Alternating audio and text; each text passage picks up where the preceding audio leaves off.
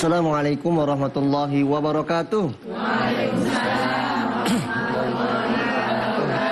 Bismillah, walhamdulillah, wassalatu wassalamu ala rasulillah Sayyidina Muhammad Abdullah wa ala alihi wa sahbihi mawala, la hawla wa la quwwata illa billah. Alhamdulillah, di pagi hari ini bisa kembali lagi bersama saya Dayu Akramilas dalam program Serambi Islami yang setiap hari Kamisnya kita mengkaji tentang ilmu tasawuf. Insya Allah nanti akan dibahas secara komprehensif oleh guru kita yang telah hadir di hadapan kita. Tapi sebelum masuk dalam tema kajian kita kali ini, izinkan saya untuk memperkenalkan siapa saja yang hadir di studio kali ini. Yang pertama ada guru kita yang menjadi narasumber utama, yaitu Syekh Akbar Muhammad Fatur Rahman MAG. Beliau ini merupakan mursyid Tarikat Idrisiyah Tasikmalaya. Assalamualaikum Syekh. Waalaikumsalam warahmatullahi wabarakatuh. Sehat Syekh. Alhamdulillah. Sehat selalu Syekh. Amin. Amin. Di hadapan saya juga telah hadir bintang tamu, yaitu Syekh Sidi Rohimuddin Nawawi Al-Bantani. Beliau ini merupakan Ketua Kerukunan Ulama Nusantara. Assalamualaikum. Waalaikumsalam warahmatullahi wabarakatuh. Ini pertemuan yang kedua. Alhamdulillah. Terima kasih Syekh telah hadir di pagi hari ini. Semoga menambah manfaat dan barokah bagi kita semua. Amin. Ustaz Deden, Ustaz Mula, Qori, penerjemah, terima kasih telah hadir di pagi hari ini. Dan ibu-ibu, wah baju hitam, baju biru. Kemarin baju hitam juga kalau nggak salah ya. Ini ibu-ibu yang kemarin ini, Majelis Ta'lim Pondok Pesantren An-Nur Bekasi Utara. Assalamualaikum warahmatullahi wabarakatuh. Waalaikumsalam warahmatullahi wabarakatuh. Bagaimana kabarnya? Alhamdulillah, luar biasa. Allahu Akbar, ya Allah, semangat nih. Padahal kalau mukanya lihat sudah loyo. Tapi semangat di pagi hari ini Bu ya, belajar bersama. Alhamdulillah. Baik, para pemirsa yang ada di rumah, insya Allah hari ini kita akan mengkaji tentang Hari Raya Kaum Sufi. Ibu-ibu kira-kira kalau Hari Raya itu apa ya? Yang sering dengar, Lebaran ya. Bahasa Arabnya apa ya kalau kita dalam tradisi Islam? Idul Fitri. Kemudian ada Idul Adha. Kalau setelah puasa yang kita lakukan sebelumnya disebut sebagai Idul Fitri. Nah ini Syekh, yang sering terjadi di masyarakat kita itu Idul Fitri itu diartikan sebagai seremoni makan-makan. Ya Bu ya? Makan apa yang kira-kira dipersiapkan? Ketupat. Nah ya semuanya lah. Makan-makan. Setelah itu ada halal bin halal ya. Halal bin halal. Halal bin halal ini biasanya siapa yang paling banyak uangnya sih. Kemudian apa lagi selain halal bin halal? Jalan-jalan, refreshing. Wah, karena temanya kali ini tentang sufi, sebenarnya traveling itu jangan hanya di gunung-gunung. Kemarin kita jelaskan sebelumnya travelingnya harus di mana Sabula? Harus di RS rumah sakit. Jadi kita harus mengerti muhasabah. Gimana sih sebagai pendahuluan sih? Ya baik, bismillah. Assalamualaikum warahmatullahi wabarakatuh. Waalaikumsalam. Alhamdulillahilladzi ja'ala as-sa'adata fi suhbatis su'ada wa afadha min ulumihi wa asrarihi ala qulubil arifina wal awliya. Ashhadu an la ilaha illallah wa ashhadu anna sayyidana Muhammadan abduhu wa rasuluh alladzi la nabiyya ba'dah, amma ba'd. Alhamdulillah pemirsa TVRI yang dirahmati Allah Subhanahu wa taala, ibu-ibu yang hadir studio, mari sama-sama hidupkan hati kita untuk senantiasa bersyukur kepada Allah Subhanahu wa taala, karena kita tidak akan lepas dari nikmat Allah. Sehingga Nabi sering bersumpah, wallazi nafsi biyadih, demi zat yang senantiasa menggenggam diriku. Nabi merasakan dari detik ke detik bahwa dirinya digenggam oleh Allah. Mata kita masih bisa melihat sampai pagi hari ini, bukan kekuasaan kita, tapi kekuasaan Allah. Allah izinkan mata kita masih bisa melihat. Ayo kita manfaatkan seluruh panca indera kita untuk dijadikan, difungsikan taat kepada Allah Subhanahu wa taala. Alhamdulillah di pagi hari ini kita dibersamai oleh seorang alim yang sufi, yaitu Syekh Rohimuddin Nawawi Al-Bantani. Alhamdulillah, terima kasih Syekh. Bisa berkumpul di sini ya. Mudah-mudahan Allah tambah-tambah ilmu dan keberkahan bagi kita sekalian. Hadirin wal hadirat rahimakumullah. Hari raya. Nah, ini hari raya itu Id namanya. Ya, Id itu artinya hari kemenangan. Hari kesuksesan setelah menempuh apa? Perjuangan yang sangat berat. Nah, setelah 1 bulan penuh kita ini ditarbiyah oleh Allah, dilatih oleh Allah, maka 1 Syawal itu Id bagi kita, hari kemenangan bagi kita. Nah, hari kemenangan di dalam Islam itu adalah di mana hati kita benar-benar berterima kasih kepada Allah, bersyukur kepada Allah atas segala nikmat kebaikan yang Allah berikan kepada kita. Makanya kalau Ramadannya, puasanya itu adalah gayanya awam, asal lapar dan haus saja, maka lebarannya pun lebarannya ala awam. Apa ala awam itu? Pakaian baru, apalagi? Perabot rumah baru, mobil baru, ajang mempertontonkan, nih aku, nih status sosialku, begitu kan? Itu orang awam. Maka Nabi bersabda, laisal id liman labisal jadid. Tidak termasuk orang yang id, yang berhari raya, hanya pakaiannya saja yang baru. Jadi ini menunjukkan kalau puasanya sepanjang Ramadan itu adalah awam, yang hanya menahan lapar, hanya menahan haus saja, tapi tidak menjaga panca inderanya, tidak menjaga hatinya, tidak menambah kehusyuan hatinya, maka tidak akan jauh lebarannya pun lebaran awam. Mari kita lihat, di sini judulnya adalah Hari Raya Kaum Sufi. Sufi itu ya ulama yang pakar di bidang ilmu tasawuf, yang sudah mencapai wusul kepada Allah, min ahli nihayah, orang yang sudah di ujung, yang sudah sampai. Nah, bagaimana hari raya kaum sufi itu? Di mana hari raya itu adalah hari kemenangan setelah 1 bulan full Allah tarbiyah kita, maka kolbu kita ini ya dikembalikan kepada fungsinya, kepada fitrahnya. Jadi fitrah hati itu apa? Kita lihat saja. Kita lihat dalam kitab Hikam Syekh Ibnu Athaillah, ada 4 fungsi hati. Hafal apa enggak nih ibu-ibu dari Bekasi ini? Jadi Idul Fitri di mana kita berhari raya karena fitrah kembali. Ruh kita ketika Allah tiupkan dalam jasad kita, dalam kandungan ibu 120 hari, jasad kita 120 hari itu sudah sempurna. Allah tiupkan, wa nafakhtu fihi mir ruhi, ditiupkan ruh ke dalamnya. Maka ruh itu dalam keadaan fitrah, suci, membawa nilai tauhid. Seiring perjalanan waktu, ibu-ibu berumah tangga, sering clash nggak sama suami? Sering marah apa enggak? Bermasyarakat dengan tetangga, tetangganya bangun rumah, aduh, ya kiamat. Nah, itu kan membuat rohani kita, kolbu kita terkotori dan ternodai. 11 bulan rusak, datang Ramadan diservis.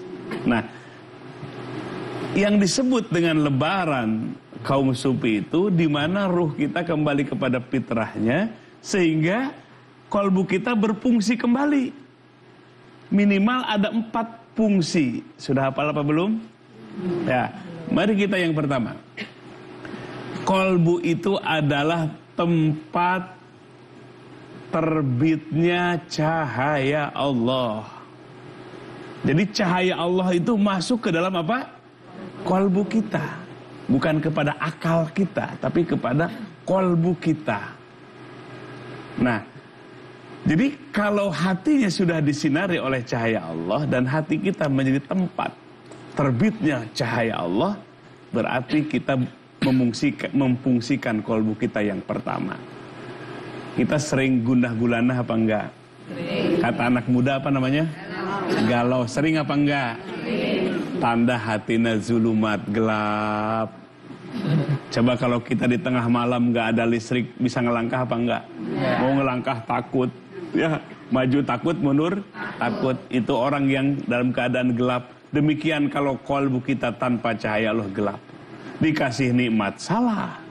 Dikasih musibat, salah. Serba salah aja. Itulah kondisi hati yang gelap. Nah, maka oleh sebab itu, Bagaimana cara membersihkannya? Supaya kolbu kita tempat bersinarnya cahaya Allah. Kata Syekh Abdul Rahman, itu Syekh dalam kitab Balagoh, Syekh Abdul Rahman menyebutkan ka'asyraqat basairus supiyah binuri syamsil hadratil qudsiyah. Asyraqat, bersinar. Basairus supiyah, mata hati para ulama sufi. Dengan apa? Binuri syamsil hadratil qudsiyah. Pancaran dari cahaya Allah laksana matahari. Masuk ke dalam kolbunya, kemudian menyinari umatnya. Nah, ini perlu nggak cahaya? Bagaimana cara dapatkannya? Berkumpullah dengan para ulama Rabbani, ulama yang sesungguhnya, ulama pewaris Nabi Muhammad sallallahu alaihi wasallam. Maka insya Allah kolbu kita tercerahkan. Jadi caranya begini. Beliau mengatakan, kaifa yusriku qalbun suwarul akwan muntabi'ah bimir'atihi. Bagaimana hati kita akan bersinar sementara gambaran-gambaran dunia, urusan-urusan dunia terpatri di dalam kaca hati kita. Nah, jadi kewajiban kita supaya hati kita bisa bersinar, kosongkan hatimu dari urusan dunia. Ibarat gini, Ustaz Bayu, kita itu banyak file. Ibu ngerti file nggak? Nah, di komputer tuh banyak file. A, B, C, urusan itu. Nah, kita harus bisa mengkondisikan kapan kita berpikir tentang usaha, tentang rumah tangga. Tapi hatinya selalu bersama dengan siapa? Dengan Allah. Begitu caranya. Nah, jadi bagaimana hati kita bisa akan bersinar kalau cerminan hati kita penuh gambaran dunia. Sedang sholat pun ingat dunia. Sedang i'tikaf pun ingat dunia. Waduh, ini cahaya itu tidak akan masuk ke dalam kolbu kita. Bagaimana caranya? Kosongkan. Maka dalam i'tikaf kita dilatih supaya mengosongkan paring kolbaka minal agyar. Kita nih harus ngelasih namanya kontemplasi, ibu-ibu. Ya, seperti sholat. Kosongkan hatimu dari dunia. Tamla'uhu bil ma'arifi wal asrar. Nanti Allah penuhi hatimu dengan pengenalan kepada Allah dan rahasia-rahasia Allah Subhanahu wa ta'ala. Jadi disampingkan dulu materi duniawinya, kebahagiaannya. Makanya saya Syidi ketika kita mengenalkan oleh Syekh Ibnu Ajibah dalam Syarah Hikamnya Iqadul Himam, ada Syekh Ali Abbas, mereka sepakat bahwa kebahagiaan itu bukan materi. Ini Idul Fitri ya, tapi kebahagiaan itu adalah ma'rifatullah. Sebenarnya kalau kita sampai ke sana, yang disampaikan oleh Syekh Fathur Rahman tadi, bagaimana kita membersihkan hati. Jadi kalau memperlihatkan Allah secara ya fisik tidak mungkin ya, sulit ya. Tapi proses ini bagaimana? Dari mulai puasa 1 bulan, tahu-tahu Syawal balik lagi kelakuan yang awalnya. Maksiat jalan terus ini, Syidi. Bagaimana, Syekh? Bismillahirrahmanirrahim.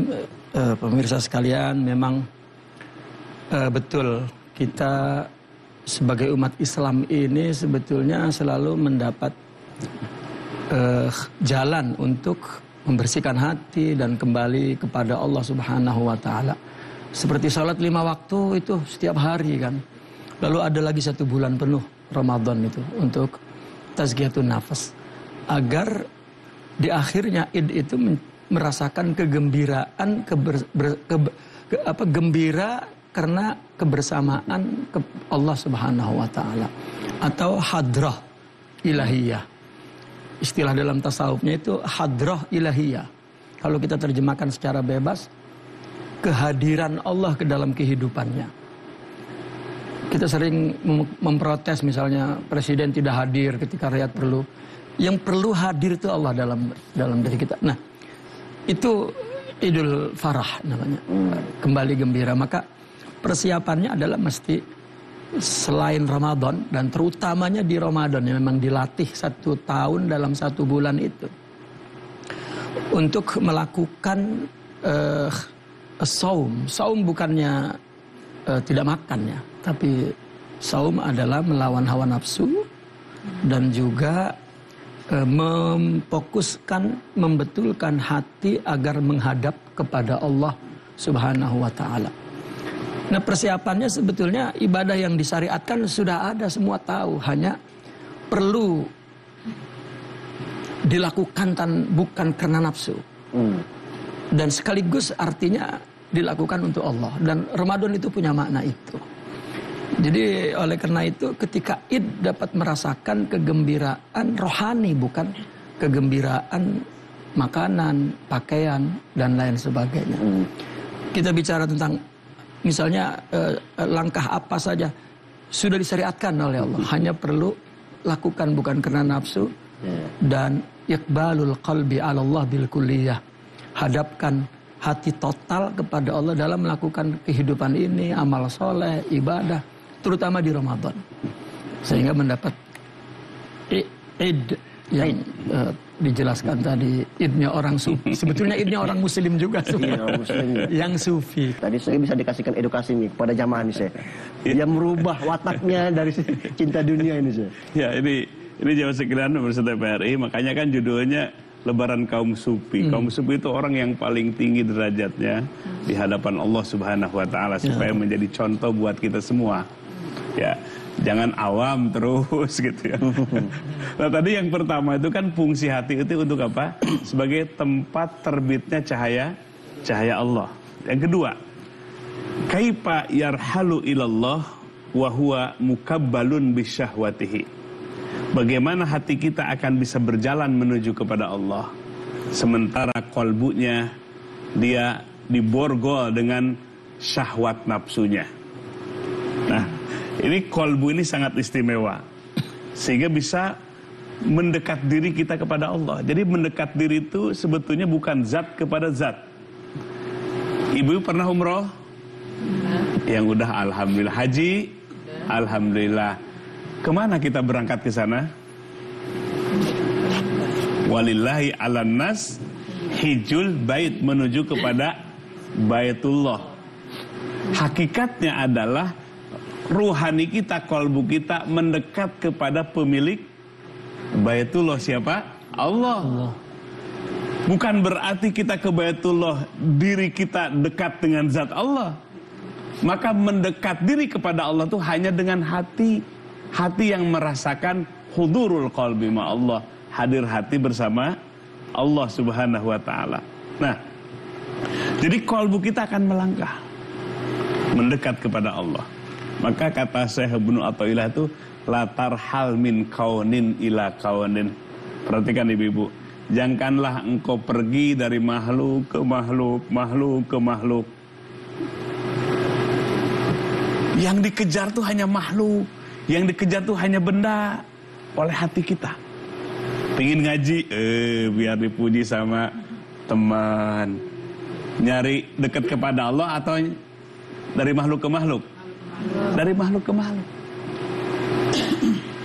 Kita ke masjid fisiknya, tapi hatinya pengen dipuji oleh tetangga kita.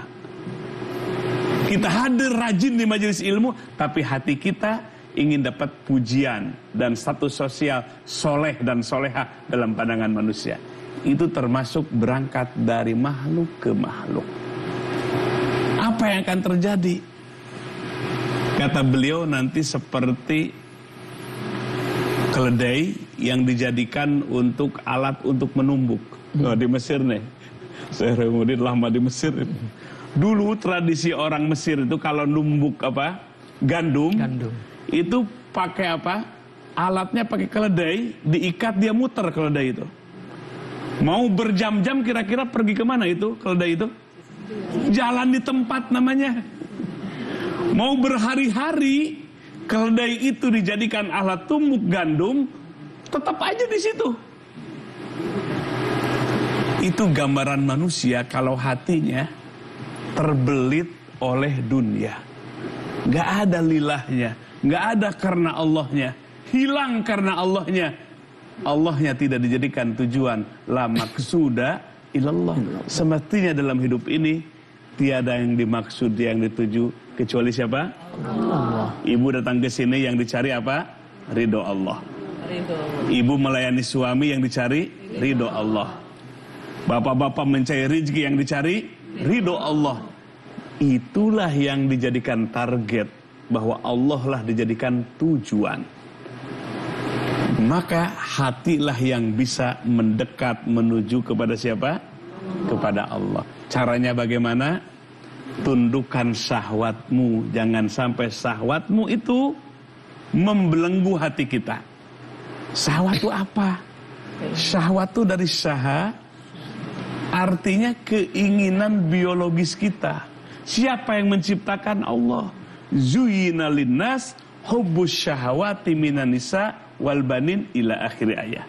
Allah ya yang telah menghiasi kalian dengan syahwat, suka lawan jenis, cinta kepada anak, suka kepada harta, suka kepada perhiasan. Betul apa betul? Apakah dibunuh itu semua syahwat kita dengan Islam? Bukan.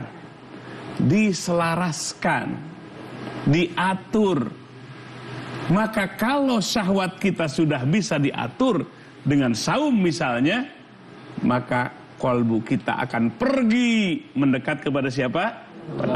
Tapi kalau kita tidak mampu menundukkan syahwat kita, diatur dengan agama, diatur dengan bingkai syariat, maka kolbu kita tidak akan pernah pergi mendekat kepada siapa? Kepada Allah. Maka fungsi kolbu yang kedua adalah alat yang bisa mendekat kepada siapa? Kepada Allah, dan cahaya Allah lah kendaraan dari kolbu kita. Nah, hari rayanya kaum sufi adalah ketika kita mampu mengembalikan fungsi kolbu kita sebagai alat yang bisa mendekat kepada siapa? Pada Allah Subhanahu wa taala. Nah, fitrah manusia itu punya syahwat ya, Syekh. Iya. Tapi bagaimana kita bisa mengontrol syahwat itu? Hati bisa dioles dan bisa terbuka, jangan sampai tertutup, Ibu ya. Tapi Syekh Sidi, sebenarnya kalau kita bicara tentang hati ini ya, Imam Ghazali menulis satu bab khusus tentang imaduddin itu, pondasi agama itu kan al-fahmu, pemahaman.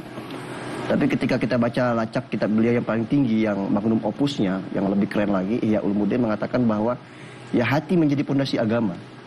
Bagaimana dalam kalangan tasawuf mencoba, bukan mencoba, mulai praktisi beliau kan, dalam menerapkan dalam kehidupan sehari-harinya memulai dengan hati. Mungkin ada tips tidak untuk ibu-ibu ini? Membersihkan hati. Ini sampai-sampai di rumah nih ghibah masih jalan ini. Ini apa, Syekh? Silakan, Syekh. Sebetulnya mengenai pembersihan hati ya, itu materinya adalah syariah. Materinya syariah. Ya, jangan kita melakukan sesuatu yang bid'ah misalnya, yang khurafat. Langkah awalnya syariat berarti ya? Ya, tetap berdiri di atas syariah.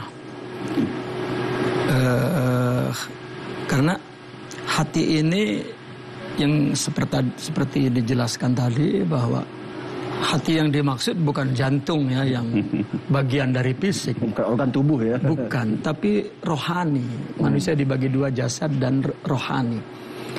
Dan disebut qalbu. Meskipun dalam pembahasan secara terperinci, ada fuad, ada sir, ada apa, tapi istilah besarnya adalah qalbu. Itu. Kita perlu kepada Allah. Dan Allah hadir cahayanya di hati. Jadi sebetulnya yang kita perlukan hakikatnya Allah. Namun Allah akan berikan nur. Di dalam Al-Quran dikatakan orang yang beribadah, sholat, puasa dengan baik, begitu. Lahum ajruhum wa nuruhum. Diberi pahala dan diberi cahaya.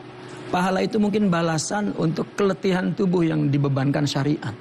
Tapi cahaya itu diberikan ke dalam kalbunya, ke dalam rohaninya oleh Allah, untuk sampai tadi kepada Allah Subhanahu wa taala atau hadir. Maka untuk menjaga hati itu ya, kalau tubuh ini mesti memikul beban syariah itu. Ya, melakukan mujahadah. Mujahadah itu realnya ada 4 sebetulnya. Mujahadah kan istilah umum ya. Kalau secara praktikalnya itu ada 4. Pertama riyadhah. Riyadhah itu menghancurkan orientasi nafsu. Dan puasa itu isinya itu semua. Kedua mukhalafah. Menyalahi apa yang tidak diingin nafsu. Orang nafsu nggak mau qiyamul lail, mesti qiyamul lail. Mulut ini susah bergerak zikir, mesti zikir banyak. Kalau untuk mukhalafah, Maka itu bagian dari mujahadah. Terus muhasabah, termasuk khalwah, uzlah itu juga masuk ke dalam kategori. Yang ketiga, qat'u al-ma'lufat an-nafsaniyah. Apa secara praktikalnya mesti kita ubah amal ini, ibadah ini jangan untuk rutin, jangan untuk biasa. Setiap saat mesti baru, syahdu bersama Allah. Kita putus keenakan nafsu, kebiasaan nafsu. Itu juga merupakan mujahadah untuk membangun rohani. Jadi kita perlu kepada pembangunan rohani itu, karena rohani itu cahaya Tuhan dan kehadiran Tuhan. Sehingga kita selalu dibela oleh Allah. Jika disuruh ini Allah kasih sabar, Allah kasih ridho, Allah kasih. Nah maka syariat ini mesti dilakukan dengan mujahadah, ya, dengan membangun hati tadi itu mujahadah, dan betulkan qasadnya tadi untuk Allah Subhanahu wa taala. Upayanya sebetulnya nggak ada neko-neko, itu syariat. Lakukan tanpa nafsu, tujukan untuk Allah setiap saat. Dan Ramadan itu memang madrasah khusus, semua penuh dengan makna mujahadah dan lain sebagainya. Ya kalau di dalam tasawuf itu kan aksi ya, total action, dia butuh praktisinya, apa namanya, butuh aksi. Kan kebanyakan sekarang kan hanya teori, retorika nih Syekh. Gimana Syekh? Iya, jadi kalau kita belajar tasawuf itu bukan sebatas kita baca kitab tasawuf, gitu kan? Seperti ibu-ibu pingin belajar renang, tapi di kelas saja. Teori ke teori, ada gaya kupu-kupu, ada gaya botol nyemplung. Tapi belum pernah nyemplung ke kolam, kira-kira bisa renang apa enggak? Kalelep ya. Ya begitu juga. Tasawuf itu harus dipraktekkan. Ya. Nah, kenapa? Karena kolbu ini kan harus merasa. Nah, melatih kolbu kita, tadi disebut riyadhah, mujahadah, itu semuanya fokus kepada kolbu kita. Nah, makanya di sini ini tasawuf ini madrasah ya, thariqah tertentu madrasah ruhaniyah yang menggembleng kolbu umat ini. Ya, sebagaimana dulu di masa Rasulullah Sallallahu Alaihi Wasallam. Ya. Nah, maka ini pemirsa TVRI, carilah thariqah mu'tabarah sebagai madrasah ruhaniyah. Kalau tidak masuk madrasah rohaniyah, ya kolbunya tidak akan bisa diolah. Sebab dalam thariqah itu ada mursyidnya, ada pembantu mursyidnya, sebagai coach, sebagai yang melatih, untuk melatih kolbu kita. Jadi ayo kita lewat TVRI, kajian tasawuf ini, bagaimana kita untuk melatih kolbu kita dan praktekkan. Siap nggak mempraktekannya? Insyaallah. Siap nggak bangun sepertiga malam? Siap baca zikirnya? Siap baca sholawatnya? Bersihkan kolbu kita. Praktekkan. Bukan hanya sebatas duduk menimba ilmu tasawuf, tapi ayo kita praktekkan ilmu tasawuf ini. Kalau kita pingin sabar, bukan baca sabar 33 kali. Sabar. Tapi kita harus menghadapi ujian suami yang pemarah, kita belajar sabar. Menghadapi anak-anak yang bandel, sabar. Itu namanya mempraktekkan sabar. Iya, ilmu tasawuf ini banyak sekali yang sulit sekali untuk dipraktekkan nih. Mungkin saya Sidi bisa memberikan penerapan ya. Ada agenda apa ini kira-kira buat dalam penerapan sehari-hari? Kita butuh role model nih, butuh contoh. Sebetulnya tidak sulit. Tidak sulit ya? Tidak sulit. Karena ibadahnya tidak ada yang ditambah. Syariat itu yang ada, begitu. Dan yang paling dianggap sulit ketika di dalam tasawuf itu kita ada tadrib, ada tahzib, ada latihan. Karena kita anggap sholat 5 waktu itu bukan tempat latihan. Itu udah, kalau pertandingan tinju itu udah pertandingan itu. Pertandingan ya? Iya. Bukan latihan ya? Dan yang diharamkan oleh Allah itu juga bukan latihan, itu udah pertandingan. Kita menghadapi yang diharamkan oleh Allah. Bukan di situ kita melatih diri untuk jangan sampai jatuh ke haram. Nah, di madrasah tasawuf itu dilatih untuk melawan hawa nafsu kepada yang mubah-mubah. Mungkin ini yang orang, wah tasawuf suruh puasa misalnya, suruh zikirnya, suruh bangun malam. Sebenarnya itu latihan. Sayyidina Abu Bakar radhiyallahu anhu wa ardhah, beliau berkata, ketika aku masuk Islam, kata beliau, taraktu sab'ina halalan li ajli haramin wahid. Saya meninggalkan 7 itu maknanya banyak, ya dulu alal kasrah. Banyak yang boleh aku tinggalkan untuk melatih nafsuku agar tidak jatuh kepada satu haram. Karena kita melakukan yang mubah pakai nafsu, melakukan yang haram pakai nafsu. Ngelatihnya di yang mubah. Seperti kurangi makan, kurangi tidur. Ini mungkin yang dianggap karena mereka tidak tahu untuk apa. Begitu. Ibu, siapa lagi mau bertanya? Silakan. Silakan Ibu. Assalamualaikum warahmatullahi wabarakatuh. Waalaikumsalam warahmatullahi wabarakatuh. Nama saya Siti Ulia. Saya ingin bertanya kepada Syekh tentang halal bihalal. Bagaimana menyikapinya? Mohon penjelasannya. Assalamualaikum warahmatullahi wabarakatuh. Waalaikumsalam warahmatullahi wabarakatuh. Ya, baik. Kita ada satu tradisi nih di Indonesia. Di bulan Syawal atau hari raya, kita ada halal bihalal. Sebetulnya halal bihalal ini ingin saling menghalalkan kaitan dengan tadi hablum minanas kita. Kita ingin berkumpul, saling menghalalkan, saling memaafkan. Itu adalah kebaikan. Sebetulnya para ulama kita itu nggak nambah-nambah atau bid'ah. Sebab apa yang dilakukan itu sebetulnya semangat dari Quran dan Sunnah Rasulullah Sallallahu Alaihi Wasallam. Kita sedang berkumpul nih, sedang mudik. Yang biasanya orang Bekasi di Jakarta atau di luar Pulau Jawa. Nah, di bulan Syawal dengan berlebaran kita pulang. Apa sih yang harus kita lakukan? Apa cuma makan-makan gitu? Apakah cuma makan ketupat? Betapa ruginya. Maka kita buat tradisi yang bagus yang disebut dengan sunnah hasanah, ya, tradisi yang baik. Nah, ketika kita berkumpul, kita manfaatkan momen itu dengan sebaik-baiknya. Kita berkumpul, namanya halal bihalal. Ada pengajian, ada tausiah, ada baca Quran, kemudian satu persatu kita saling memaafkan. Ini kan sungguh luar biasa. Kalau kita harus datang ke rumah satu-satu, kira-kira sebulan kelar apa enggak? Tapi ketika berkumpul di satu tempat, satu momen, itu otomatis orang yang kumpul di sana dengan hati yang ikhlas, ingin dulu pernah gibah, dulu pernah berbuat dosa ke si A, ke si B. Wah, di momentum ini kita sedang berkumpul, kita bermusyawarah, kemudian kita akui kesalahan kita dosa kita akui. Saling memaafkan, ini ada tradisi sunnah.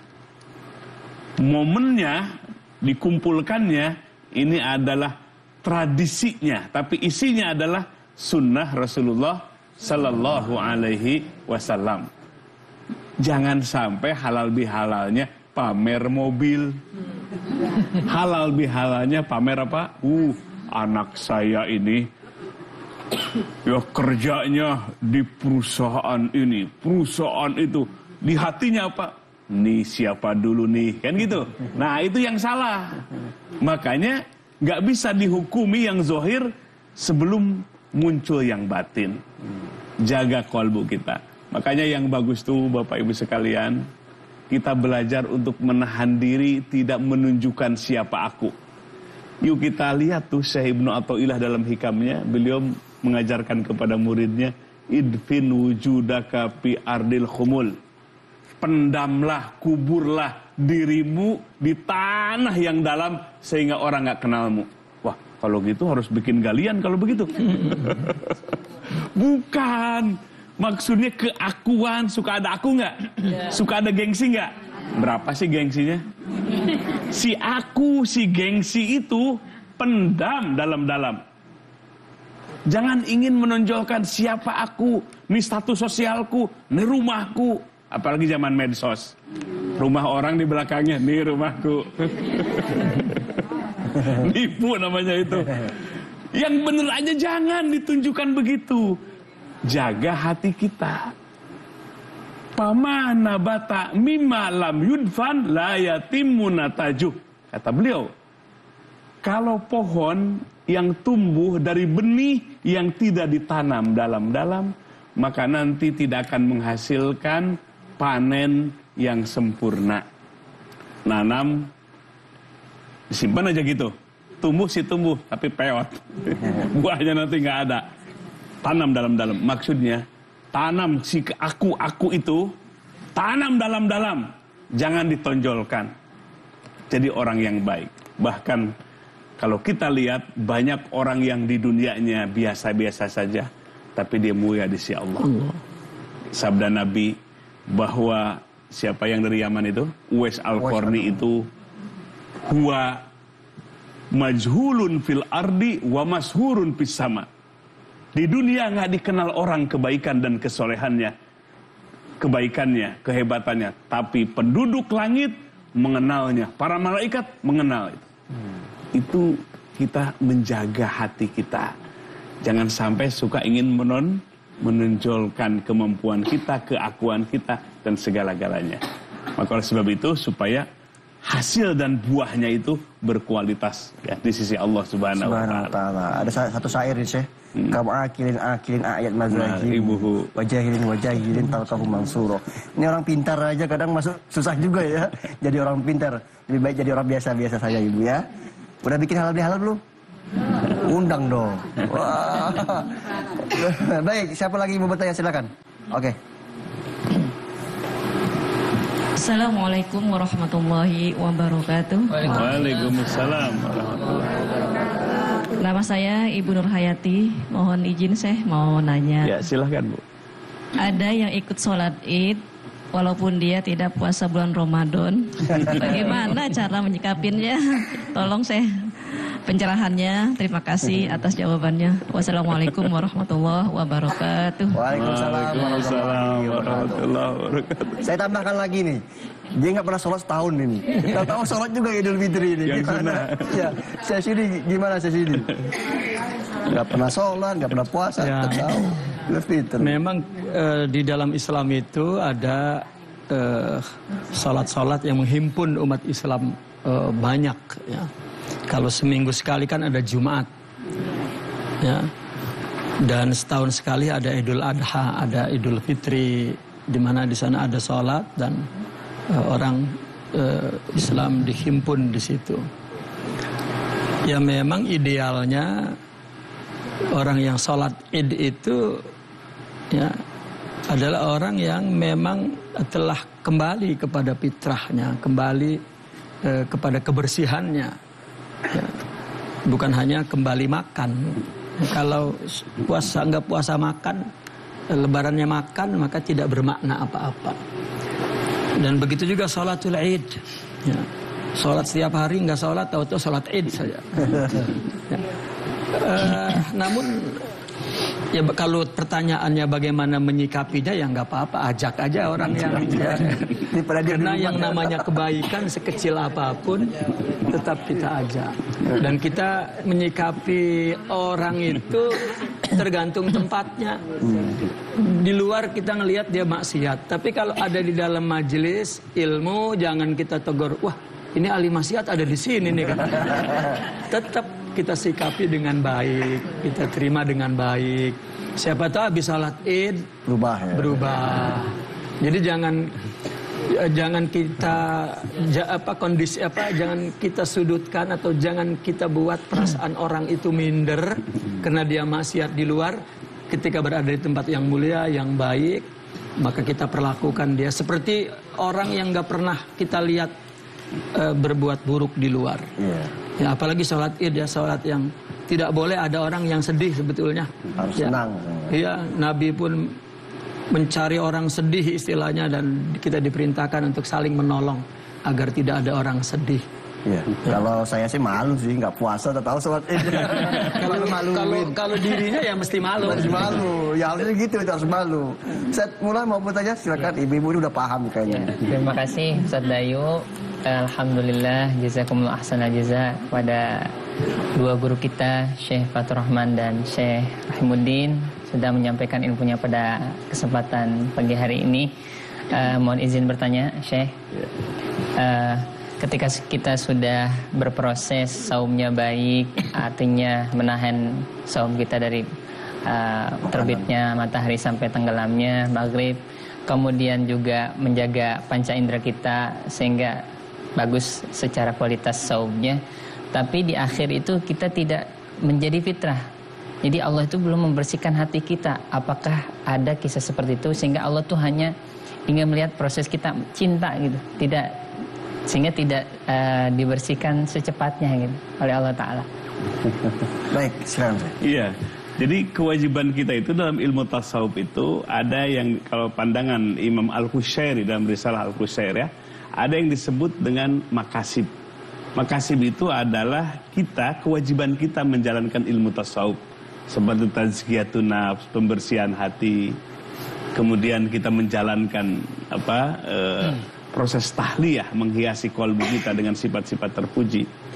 Ada yang disebut dengan yang kedua mawahib, anugerah dari Allah. Itu hak prerogatifnya Allah, memberi kepada siapapun orang yang dikehendaki oleh Allah Subhanahu wa Ta'ala. Nah, jadi kita nggak usah ngikuti wilayah Allah. Kita fokus dengan wilayah kita sebagai hamba. Biar urusan Allah, Allah yang mengaturnya. Kita tetap on the track di jalan Allah Subhanahu wa Ta'ala. Makanya tadi kata Syekh Rahimuddin, kita sudah jelas bentang syariatnya, nggak usah ditambah-tambah lagi. Syariat kita itulah yang memandu kita sampai kepada siapa? Kepada Allah. Ini kalau tahajudnya sudah istiqomah apa belum? Bukan. Itu yang jelas-jelas sunnah Nabi itu. Nah, jadi kita belajar di situ, mana wilayah kita, mana wilayah Allah. Kita konsen dan fokus dengan wilayah kita, kewajiban kita, usaha kita yang harus kita lakukan dengan sepenuhnya. Nanti Allah yang memberikan prerogatifnya kepada hamba pilihannya. Maka dalam hal ini kita nggak usah mencampuri urusan Allah. Kita serahkan sepenuhnya Allah yang Maha Adil.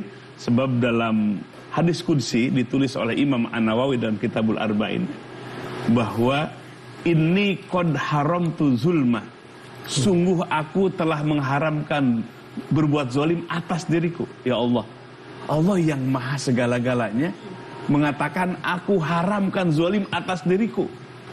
Padahal mau ngasih contoh, fala tazalamu ya ayuhan nas, wahai sekalian manusia, janganlah kalian saling menzolimi satu sama yang lain. Allah memberikan contoh terlebih dahulu, sang pencipta, sang maha segala-galanya, haram zalim diperbuat oleh Allah. Maka hei sekalian manusia, jangan kalian saling menzolimi. Ibu dolim kepada suami, contohnya apa? Suami lagi kerja, keluar rumah, ibunya ikut ke rumah, keluar rumah juga. Keluarnya tanpa izin. Keluarnya bukan untuk ibadah. Biasa apa itu? Kumpul-kumpul. Ingat Bu, kumpul-kumpul itu kalau kumpul dengan orang kaya, aduh panas. Betul nggak? Betul nggak? Bukan nggak boleh. Jaga hati. Pulang-pulang ke rumah nanti kayak mau ketubruk. Ditanya kenapa? Pingin emas yang sepelak becak. Jadi ini kita perhatikan bersama ya, bahwa wilayah-wilayah mana yang menjadi wilayah kita, mana yang menjadi wilayah Allah Subhanahu wa Ta'ala. Jadi hak prerogatif Allah jangan diurus dengan manusia. Kalau manusia yang ngatur ya jadi Tuhan. Saya sedih ada tambahan tidak tentang pertanyaan tadi? Betul seperti yang dikatakan Syekh Fatur Rahman. Makanya di dalam tasawuf bukan hanya kita melakukan mujahadah, yang melakukan semua syariah itu, tetapi juga semua yang kebaikan, amal soleh, ibadah atau mujahadah sekalipun, zikir, ya puasalah, lakukan lillah. Karena jika tidak lillah maka boleh jadi tidak mendapatkan apa yang dianggap, yang disebut pembangunan rohani tadi itu. Imam Al-Ghazali itu pernah bercerita bahwa dia melihat hadis, barang siapa yang ikhlas ibadahnya 40 hari akan tumbuh hikmah di dalam hatinya dan terpancar di lidahnya. Rupanya beliau ikhlas untuk keluar hikmah dari mulut gitu, akhirnya tidak muncul. Tapi beliau perbaiki lagi, ikhlasnya lillah. Jangan pengen apa yang diberi Allah, itu hak prerogatif Allah. Jadi lakukan dengan baik menurut syariat, bukan untuk hawa nafsu. Dan yang kedua, lillah, untuk Allah. Itu yang membuahkan hasil menjadi id rohani. Kita sudah masuk dalam segmen kesimpulan, kemudian nanti juga ada muhasabah dan doa bersama. Syekh Sidi bisa memberikan closing statement terkait tema kita kali ini, silakan. Baiklah pemirsa sekalian, ibu-ibu, bahwa id ya, bermakna al-i'adah, yang terus terulang dan terulang. Dan id juga berarti gembira. Namun id orang yang hatinya bersih, orang sufi, adalah kegembiraan rohaninya. Dan i'adahnya yang berulangnya bukan makannya, tetapi penambahan, pembangunan rohaninya, saksiyahnya, karakternya, akhlaknya, hatinya yang bersih, dan kedekatannya kepada Allah terus terulang lagi, semakin meningkat dan semakin meningkat. Dan kegembiraannya keluar dari situ. Oleh karena itu ada satu sunnah yang dipandang oleh ulama hadis memang dhaif, yaitu menghidupkan malam Lailatul Id, malam Idul Fitri, Idul Adha. Besok mau lebaran, malamnya kita membuat ihya. Karena hadis itu mengatakan, man ahya lailatal id lam yamut qalbuhu yauma yamutul qulub. Barang siapa yang menghidupkan malam Idul Fitri, besok mau lebaran, maka Allah tidak mematikan hati dia di saat hati orang mati. Mati karena kebencian, mati karena harta, mati karena lain sebagainya. Tapi Allah hidupkan hatinya karena dia menghidupkan Lailatul Id. Adalah hari penutup di bulan Ramadan, di mana dinyatakan hari terakhir itu adalah kharaja min dzunubihi kayaumi waladathu ummuh, seperti baby baru lahir, rohaninya itulah Id. Ya. Nah, maka hidupkan malam Lailatul Id dengan qiyam, dengan zikir, dan dengan kebaikan-kebaikan. Ibu-ibu bikin kue juga termasuk kebaikan juga. Gitu. Tapi jangan sambil gibah, jangan sambil gerutu pengen lebaran. Itu ya. Baik, silakan Syekh. Ya, pemirsa TVRI yang dirahmati Allah Subhanahu wa taala, kenikmatan spiritual ini sebetulnya yang menjadi kebutuhan kita.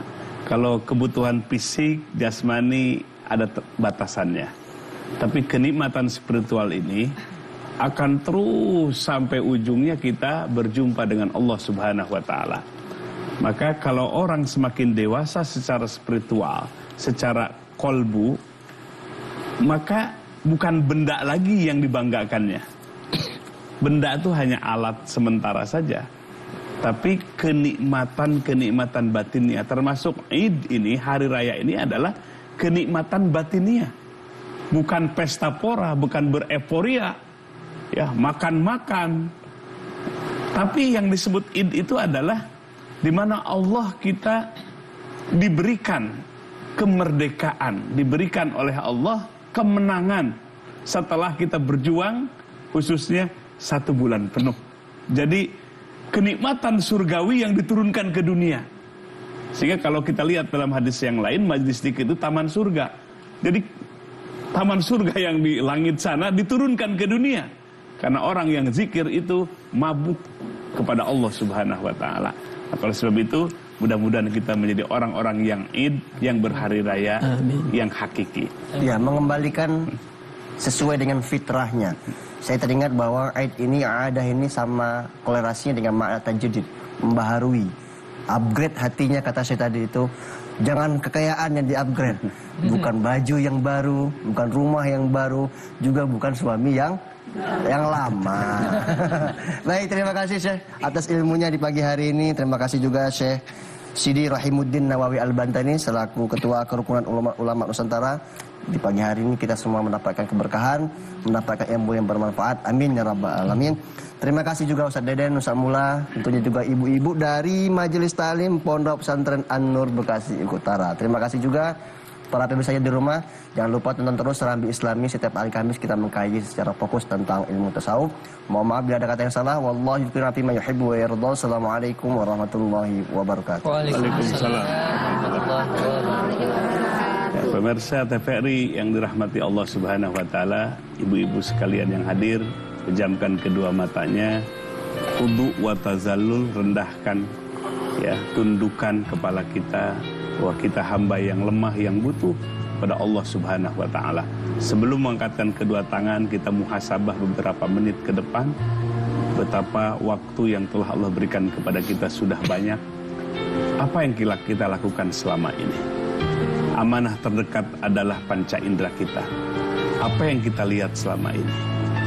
Apa yang kita ucapkan oleh lisan kita selama ini? Kemana kaki kita melangkah selama ini? Lalu kolbu kita, ada apa dalam isian kolbu kita? Apakah hanya dunia, hanya materi? Apakah kolbu kita sudah merasakan hadirnya Allah? Merasakan zauk, sempurnanya sifat-sifat Allah Subhanahu wa ta'ala.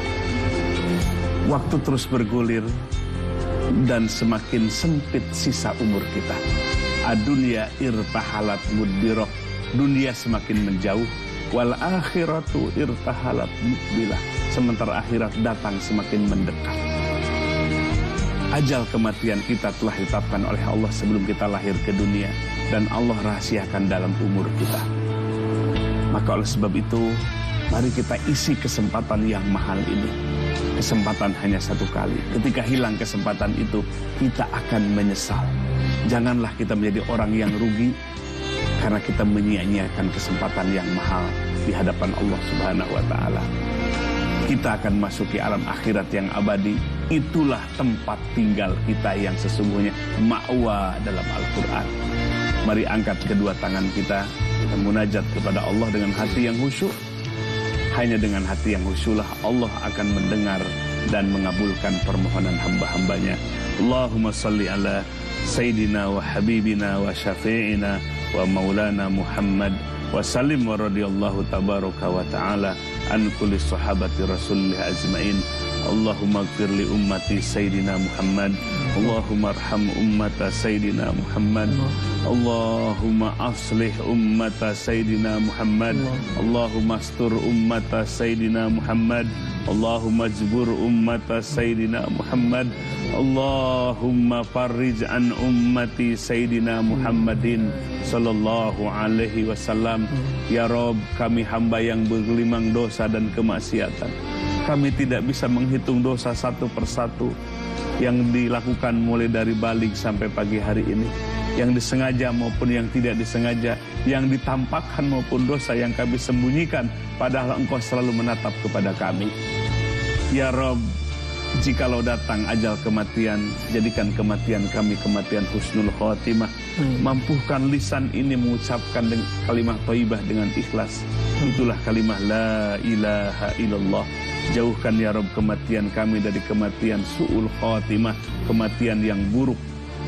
Ya Ghaniyu agnina bifadlika amman siwak. Wahai Dat yang maha kaya, kami butuh dengan karunia-karuniamu. Jadikan karuniamu menjadi jembatan kami untuk menggapai ridhomu di dunia dan di akhirat kelak. Rabbana hablana min azwajina wa dzurriyyatina qurrata a'yun waj'alna lil muttaqina imama. Ya Rabb, limpahkan kepada keluarga kami cahaya petunjuk-Mu. Jadikan anak cucu kami generasi yang berilmu dan bertakwa. Di saat kami sudah ada di alam kubur, ada mereka yang mendoakan kebaikan kepada kami. Ada mereka yang menggantikan dakwah. Ada mereka yang memakmurkan masjid. Ada mereka yang menyebar kemanfaatan kepada masyarakat yang lebih luas. Rabbana atina fid dunya hasanah wa fil akhirati hasanah wa qina adzabannar.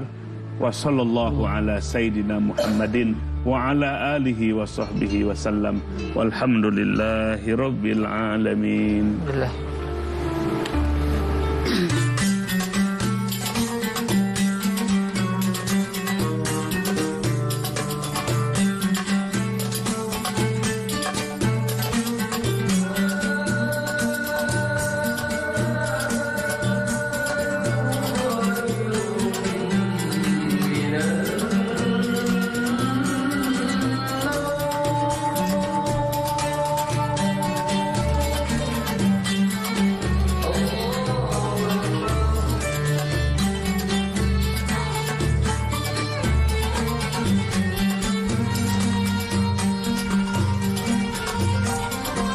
Nabi Islami.